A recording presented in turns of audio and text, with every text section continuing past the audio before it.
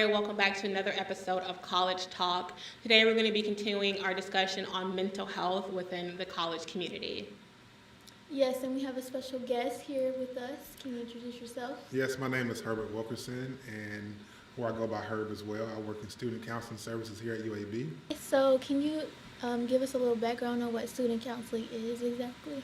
With student counseling, we work with all students, whether you're an incoming freshman or you're in graduate school. We work with all students. In that space, we provide safe and confidential counseling. It's free, and I say that loosely because it does come out your tuition, but you're entitled to unlimited sessions as a person who receives student counseling services. With that, we also offer couples counseling along with individual counseling. And the couples counseling, the way it works is that you as a student can come with your partner. They can be a student, or they don't have to be a student in order to receive couples counseling services. And we also offer groups. Some of the groups we offer, we have a group called Border Trans. We have a group called Flow, which is our therapy group. We have a group called Resiliency After Loss. And then we also have a group called the Black Experience. And it's a male group and a female group. And that group is about Black students at a PWI and all the obstacles that may come along with that. So moving into our discussion, or continuing our discussion rather from last week, we had students who mentioned some of their coping mechanisms. Some were saying things like they just pray or try to pray their depression away. We had students mention that they like to take a sip of wine here and there when they're depressed or stressed. Sleeping was a big one, shopping the depression away, or just ignoring it. So for those coping mechanisms, from your professional perspective, do you think that they're healthy? And if not, what are some better alternatives for those students?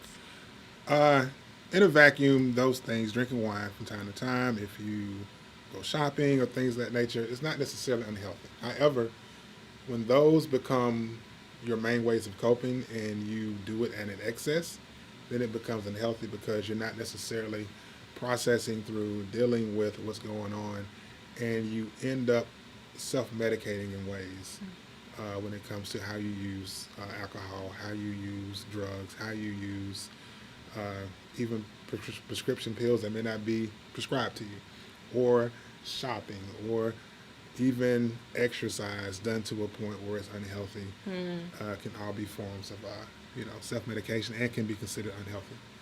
So when we look at healthier forms, we think about mindfulness activities. We think about exercise, but of course in like a more structured, healthier way, more balanced. And even the word exercise, we don't use as much. We use movement because exercise itself can have a negative connotation. Connecting with other people are things that we think about when it comes to healthier coping tools, versions of self-care, things that help you feel rejuvenated, reconnected, refreshed, and whatnot. You mentioned connecting with people. How important is it to have a good support system? Having a good support system is extremely important. When it comes to support, sometimes it doesn't come from the place that you think it should come from. Like naturally you'll say, well, my parents or family members should play this particular role. But sometimes it may come from mentors, it may come from professors, it may come from friends that you meet along the way, or just older people that you may know, or people your age you may know. Could work as a support system. But it's very important because you need a place where, people that you can be around and be yourself.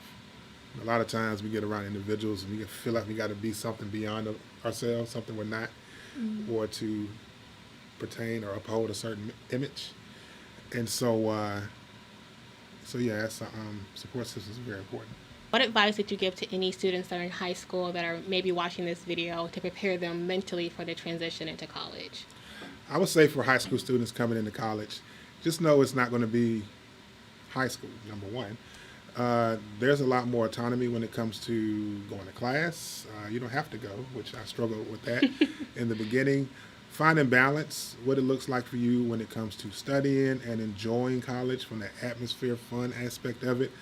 I know myself, I had to find ways to navigate how much time I spent with my fraternity brothers and things like that, and making sure I'm putting the required amount of time into studying. Studying can be different from high school to college.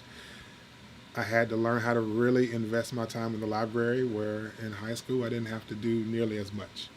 So definitely a transition mentally is a good bit. Relationships are different when you come to college, because whether it's friendships or you're dating somebody, that can really, demand time and demand energy.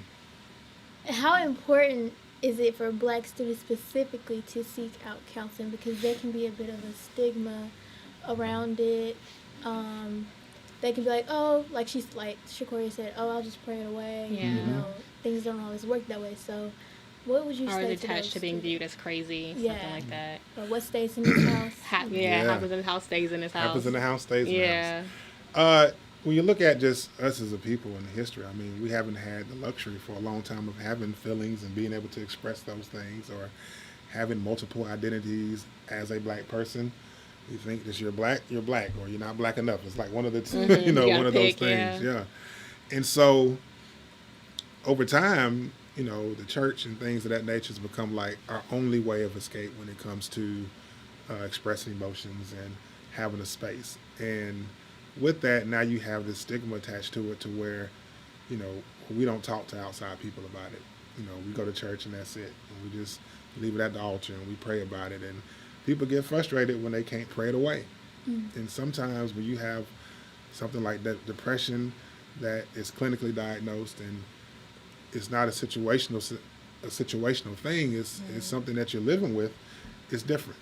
And so get into a space where you can talk about it. Or if you grew up in a situation where there was violence, domestic abuse, absent parents, instabilities or whatnot, you need to be in a space where you can talk about it and get some perspective about your experiences. And so even though that stigma exists, we've done a lot of work to decrease that stigma. We've done a lot of work intentionally on campus to decrease that stigma, so we're getting more students of color engaged in counseling services, whether it's presenting to their student organizations, presenting to staff members, starting the group, the Black Experience group, ways to really work to decrease that stigma that exists, and then addressing it too. Different organizations do panels and whatnot on like the Black church and mental health and whatnot. And so it's definitely working in the right direction, but it exists, and it's something that we still have to continue to press forward to. Well, thank you so much for joining us. We appreciate your time and explaining all that to the UAB student body. If you're interested in setting up an appointment, we're going to link to the website down below in the description box, so be sure to check that out. Also, can I mention this? Yeah. Go ahead. Plug yourself. Plug it. Well, we have these two groups called the Black Experience. It's a male group and a female group. The Black Experience was designed to a safe space, an affinity group of sorts for Black students to discuss issues of being a Black student at a predominantly white institute. And if somebody wanted to be a part of those groups, how would they do that? It's a drop-in group. We post it on social media. The male group is the third Tuesday of the month at 7 o'clock in New Fresh Underground. The ladies group is the third Thursday of the month, 7 o'clock, New Fresh Underground. Okay. This next group is going to be December 13th. It's going to be a combined group, 7 o'clock, New Fresh Underground. Is there a subject for that group? We're going to kind of, take on some more of the relationship talk, but bring in what we talked about in the last session from the internal perspective into the group. So it's not like a battle of the sexes kind of thing. You're just kind of barking at each other, but more or less internal, and seeing each other's perspective. So You said that you guys posted on your social media it's accounts. on social media. We send it to BSAC, BMAN, BGSA, different clubs, NPAC. They're posting their social media as well. We'll be sure to also link that below the social media account. So if you're on campus or in the area and want to stop by that discussion group, then you should definitely check it out. Anything else before we close out? No? No. Okay. Thank you guys for tuning in to another episode of College Talk. I'm Shakoria, And I'm Tara. and we'll see you guys next time. So as a student here at UAB, you might wonder, do I need counseling? When do I need to talk to somebody? And there are certain things you can look out for. Say you've been sad for long periods of time, and it's led to you isolating yourself from others. Maybe you haven't eaten as much. Maybe self-care when it comes to hygiene hasn't been much of a priority. then you might need to come talk to somebody. Maybe you've shown signs of anxiety to where heart palpitations, sweaty palms, feeling as if you're having a heart attack, the world is closing in around you, stress levels are extremely high, and there for a long period of time, it might be time to talk to somebody. Maybe you feel overwhelmed in general. It could be time to talk to somebody, and talking is okay. You know, as black people, we have a hard time thinking it's okay for us to talk to people.